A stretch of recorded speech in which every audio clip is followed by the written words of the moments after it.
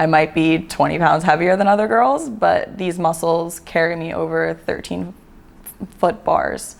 You know what I mean? And trying to love and appreciate my body for what it does for me and think about food as fuel has been a long journey, and I've needed a lot of help along the way.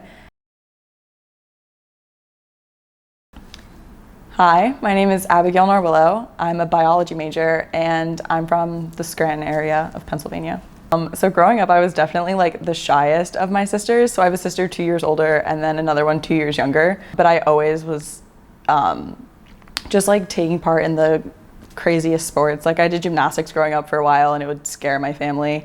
I would just like flip around and fall over. And then I like transitioned into diving and then later into pole vault. So it was like all super like scary stuff for my parents to like watch a little girl fling herself around, but I was always like really adventurous in that sense.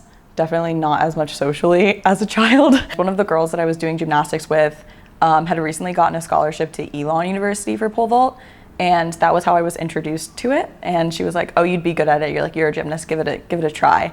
And I think by the end of my first like 2 years, like 7th and 8th grade, like I broke the junior varsity record by like multiple feet.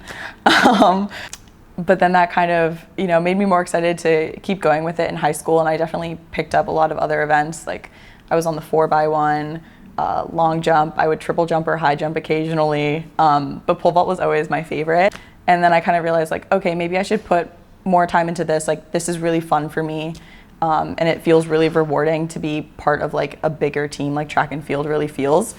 So I stopped diving my sophomore year of high school and focused on an indoor track season. And that's when I think everything for me kind of just started picking up.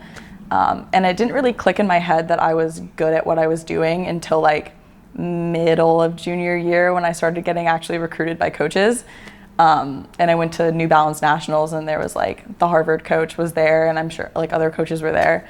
And then I was like, oh, this actually can like take me to where I want to be in life and this can help me get into a good school and I can continue to do this. I think my struggles with food and body image definitely started in college. And I take part of that as, a transition fully out of gymnastics. Like I hit puberty extremely late. I was a very tall, thin, young girl. And part of myself really valued that. Like I loved the fact that my legs didn't touch and I loved how that made my lines look as a gymnast. And it was something that I valued in like a really twisted way. And then, coming to college, not only was I like still kind of going through the tail end of puberty and my body was still developing and growing, but I was also, lifting really heavy weights all the time and my workouts changed, obviously to make me a better athlete. So you have one side of that that's, really positive, and the other side of that is watching your figure change. And it got to a point where it was so hard to like look in the mirror every day and not stand there for 20 minutes pointing out flaws. And, slowly, step by step learning, that my body is super powerful and it allows me to do great things. And I might be 20 pounds heavier than other girls, but these muscles carry me over 13-foot bars. You know what I mean? And trying to love and appreciate my body for what it does for me and think about food as fuel has been a long journey, and I've needed a lot of help along the way.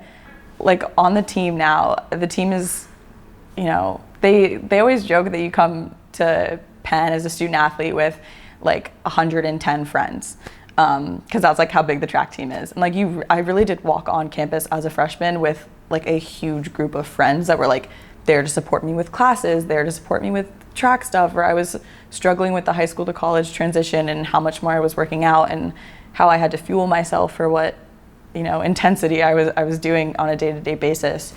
So I really have such a strong support system here through the team, and that's like nothing, I wouldn't trade that for the world. Okay, we're gonna get this time.